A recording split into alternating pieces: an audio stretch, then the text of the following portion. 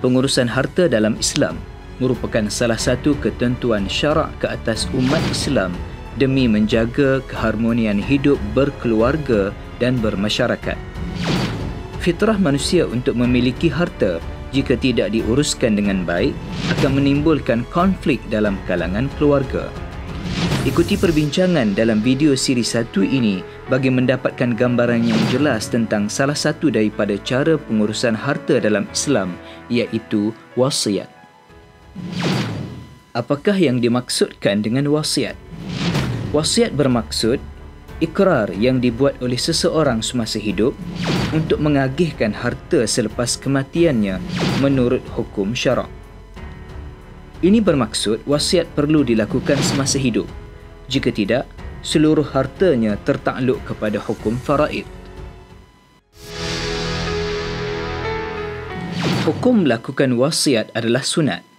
Ini adalah berdasarkan firman Allah Subhanahu wa taala dalam suratul Baqarah ayat yang kedua yang bermaksud diwajibkan ke atas kamu apabila seseorang daripada kamu hampir mati, jika dia ada meninggalkan harta, hendaklah ia membuat wasiat untuk ibu bapa dan kaum kerabat dengan cara yang baik sebagai satu kewajipan ke atas orang yang bertakwa. Kebanyakan sahabat seperti Abu Bakar As-Siddiq, Ali bin Abi Talib dan Ibnu Umar radhiyallahu anhum serta Imam Syafi'i rahimahullah berpandangan bahawa hukum wajib ini telah dimansuhkan dengan turunnya ayat mawarith, iaitu ayat yang ke-11, 12 dan 176 surah An-Nisa. Justru amalan berwasiat kekal menjadi amalan yang disunatkan kepada keluarga terdekat yang tidak mendapat harta pusaka dan yang bukan waris. Cara pengurusan wasiat.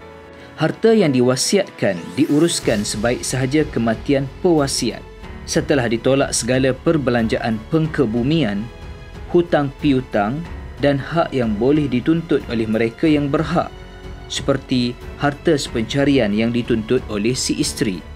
Perlu diambil perhatian, harta yang diwasiatkan tidaklah boleh melebihi 1/3 daripada keseluruhan harta si mati, melainkan dengan persetujuan semua waris. Rukun dan syarat wasiat.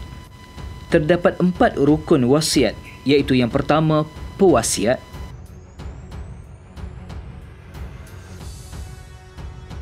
penerima wasiat, harta yang diwasiatkan, dan sirah. Sekarang, mari kita perhalusi syarat bagi setiap rukun di atas. Yang pertama, syarat bagi pewasiat. Pewasiat mestilah seorang yang berakal dan waras, sudah baligh, mewasiatkan secara sukarela, dan pewasiat merupakan seorang yang merdeka dan bukan seorang hamba. Syarat penerima wasiat. Penerima wasiat mestilah dinyatakan secara jelas sama ada individu atau organisasi tertentu.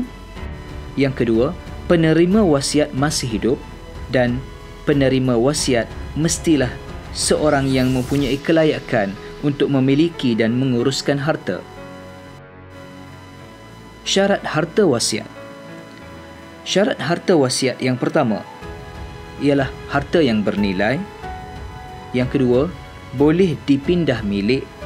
Dan yang ketiga, harta yang harus untuk dimiliki dan bukan sesuatu yang diharamkan.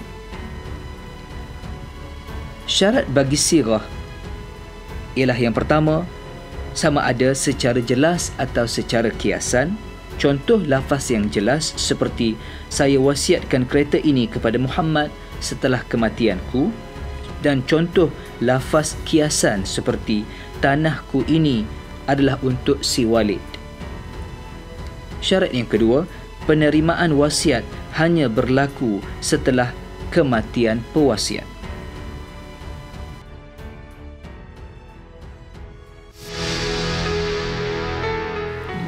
Yang pertama, mendapat ganjaran pahala yang berpanjangan walaupun setelah kematian. Yang kedua, memanfaatkan harta bagi tujuan kebaikan dan kebajikan. Dan yang ketiga, menjamin kelangsungan operasi sebuah organisasi dan menjaga kebajikan orang yang disayangi seperti anak angkat. Sebagai kesimpulan, video ini telah memaparkan perbincangan tentang maksud dan hukum melakukan wasiat, cara pengurusan wasiat, rukun wasiat dan syarat bagi setiapnya, dan hikmah melakukan wasiat. Sekian.